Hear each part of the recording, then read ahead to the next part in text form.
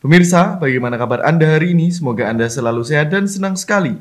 Kami bisa hadir menjumpai Anda pada program Banyuwangi Dalam Berita. Bersama saya Bima Dirga, beragam informasi teraktual dari sejumlah wilayah di Banyuwangi akan kami hadirkan untuk menemani aktivitas Anda. Inilah Banyuwangi Dalam Berita selengkapnya.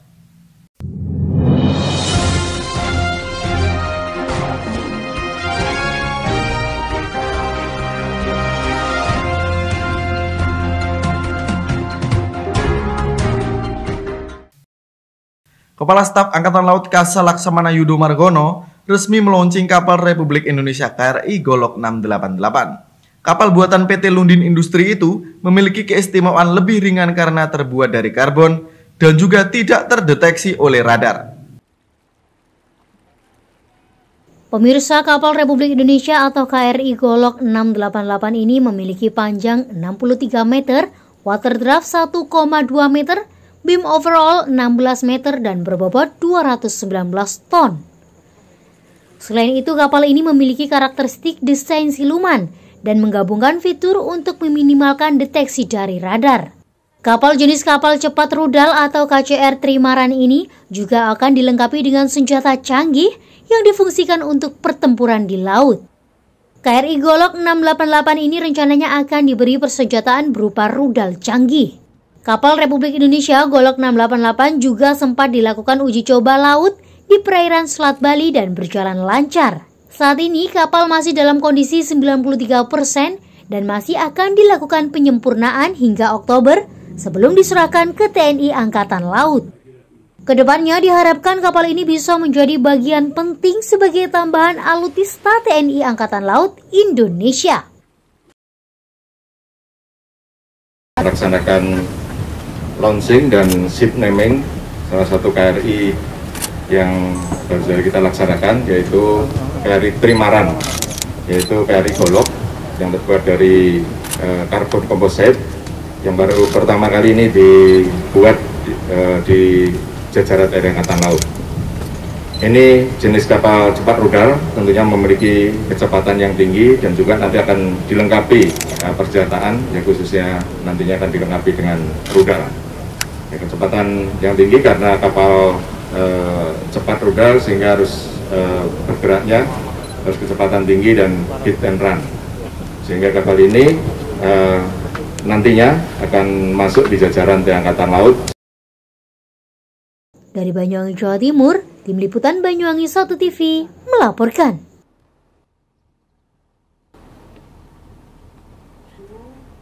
Forum Kerukunan Umat Beragama FKUB Kabupaten Banyuwangi bersama Kementerian Agama setempat melakukan peninjauan lokasi pembangunan rumah ibadah Masjid Baitul Muhsinin yang bertempat di Desa Seraten, Kecamatan Celuring, Banyuwangi, Jawa Timur. Adapun tujuan peninjauan yakni untuk melihat secara langsung rencana pembangunan masjid sekaligus memberikan sosialisasi kepada pengurus rumah ibadah terkait pendirian rumah ibadah.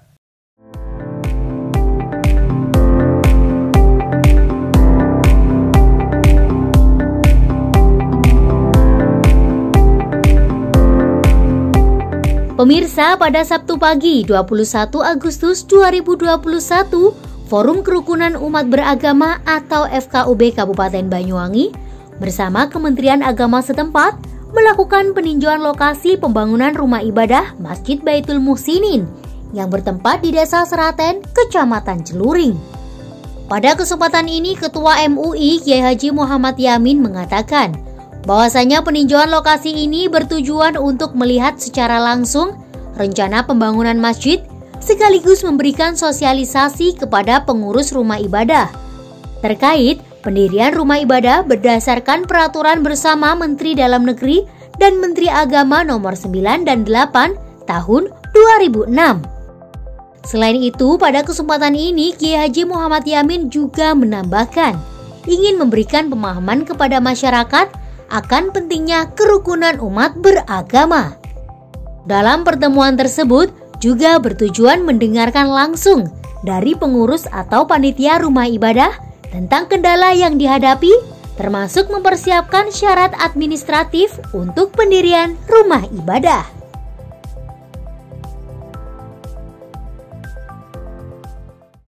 Kegiatan hari ini adalah kita menindaklanjuti permohonan izin pendirian masjid di Desa Seraten.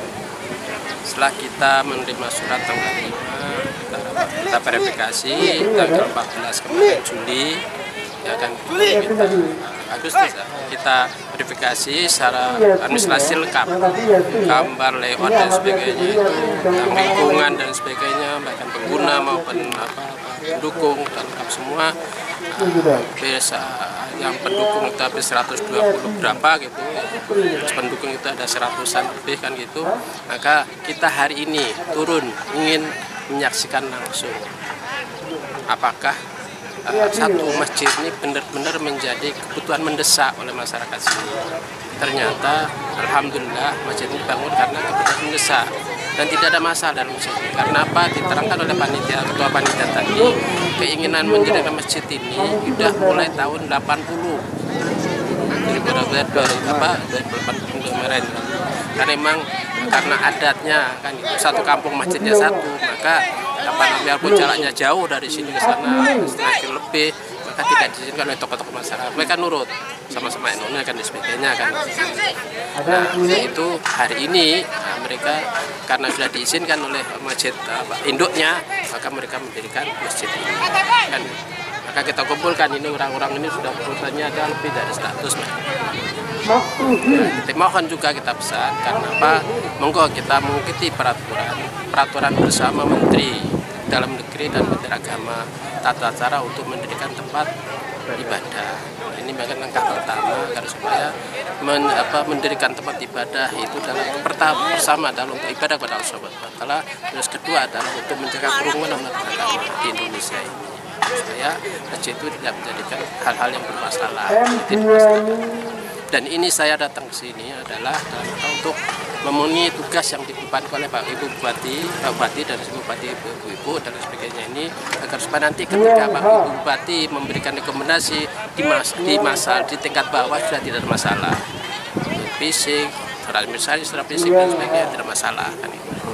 Ya, akan supaya nanti Pak Ibu Bupati merekomendasi itu benar-benar masjid ini dibutuhkan, ya kan, dan ini bermanfaat untuk masyarakat, untuk pendidikan, tentang agamaan, pendidikan tentang bagaimana kita menjaga kerukunan dan sebagainya. Ya ini nanti kita setelah ini semua pendataan tadi sudah kan, itu jaga KTP masing-masing, maka kita nanti kita ajukan kepada Bupati bahwasanya kami sudah turun ke lapangan. Jadi kita sudah bisa memastikan bahwasanya secara administrasi sudah lengkap, ya secara turun fisik di lapangan sudah juga memenuhi syarat untuk diberikan rekomendasi oleh Bupati. Sementara itu, Ketua Pembangunan Masjid Baitul Muhsinin, Haji Sanusi mengatakan bahwasanya pada pelaksanaan pembangunan masjid ini akan berdiri di lahan wakaf seluas 2040 meter persegi.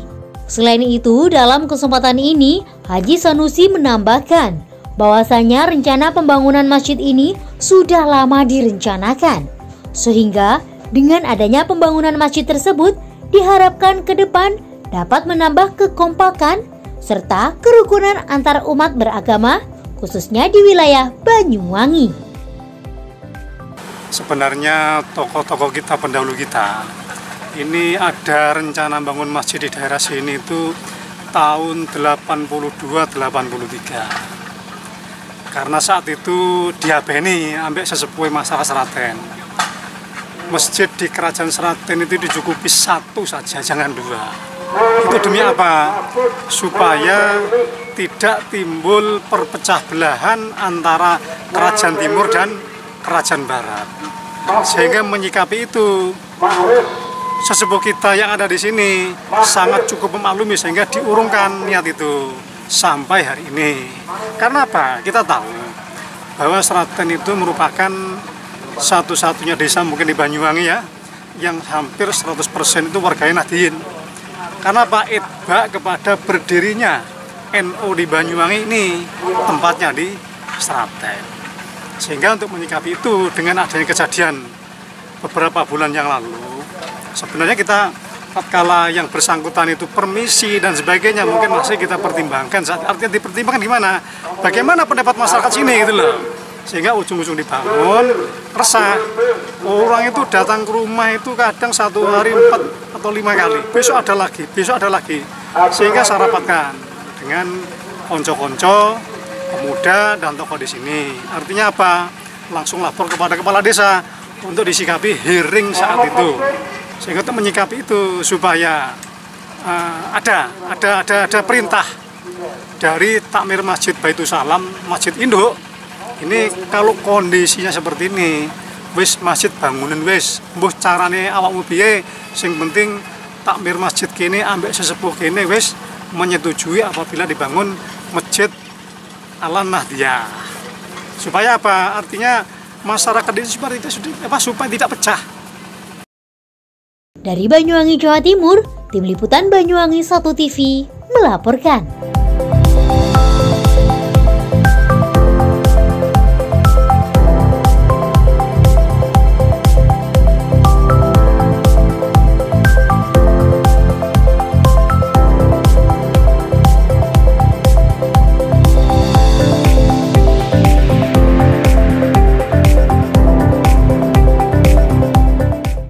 Pemirsa, Kepala Puskesmas Kedung Wungu didampingi Babinsa dan Babin Kanpitnas Desa Kalipait, Kecamatan Tegal Limo, Banyuwangi, pada Sabtu 21 Agustus 2021 melaksanakan screening dan swab di sekitar rumah isoter wilayah setempat. Kegiatan ini disambut antusias warga dan swab tersebut gratis.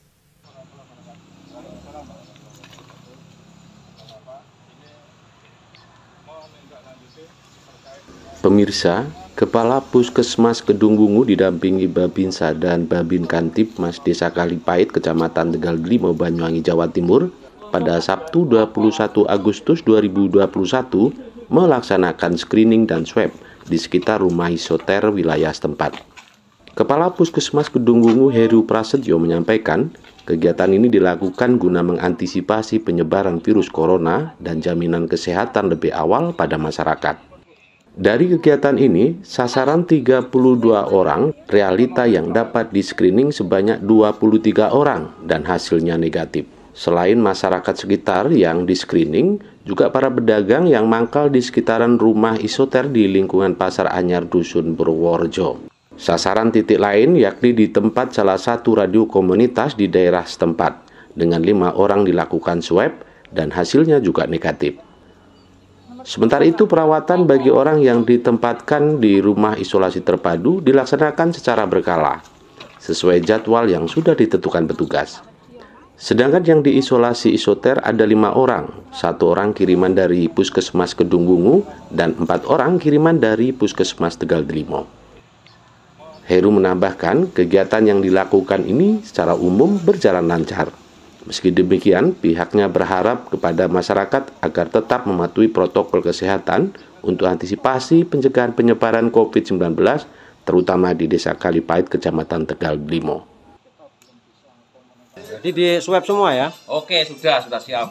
Hasilnya nggak terasa sakit, nyaman. Negatif Dulunya, semua ya? Ya, negatif. Dulunya takut. Mana ada pesan? Nggak sakit loh. Ada pesan buat masyarakat? Ya, untuk semuanya yang belum di swab, mohon ya untuk saudara-saudaraku kepengen sehat, swab nggak sakit, nggak terasa. Dan gratis. Dan gratis ini. Screening di sekitaran isoter Kecamatan Tegal Limo, yaitu sasaran kita masyarakat sekitar isoter, sasaran kita sekitar 32 orang, namun realita yang kami lakukan saat ini mendapatkan 23 orang. Alhamdulillah hasilnya negatif semua.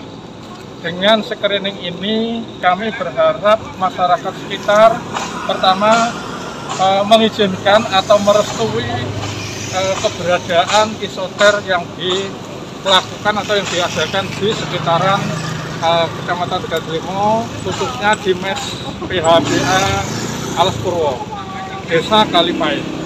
Yang kedua, masyarakat sekitar juga mendapatkan jaminan bahwasanya mereka mendapatkan perhatian baik dari lintas sektor terkait, kesehatan maupun yang lainnya. Insya Allah dengan didirikan isoter di Kecamatan Tegal Limo ini, pandemi khususnya di Kecamatan Tegal Limo ini segera berakhir. saat ini di ruang isolasi isoter itu ada 5 orang, yang 1 orang itu kiriman dari Puskesmas Kedungwungu dan yang 4 orang kiriman dari Puskesmas Tegal Limo di wilayah kerjanya masing-masing.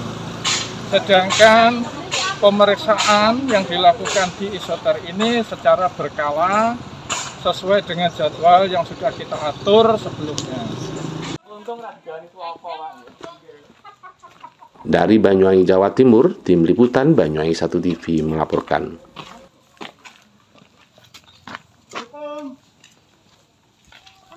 Baik pemirsa, berita tadi sekaligus menutup perjumpaan kita pada kali ini. Dan jangan lupa untuk tetap patuhi protokol kesehatan yakni 3M. Memakai masker, mencuci tangan, dan menjaga jarak. Saya Bima Dirga beserta kerabat kerja yang bertugas pamit undur diri. Tetap jaga kesehatan dan sampai jumpa.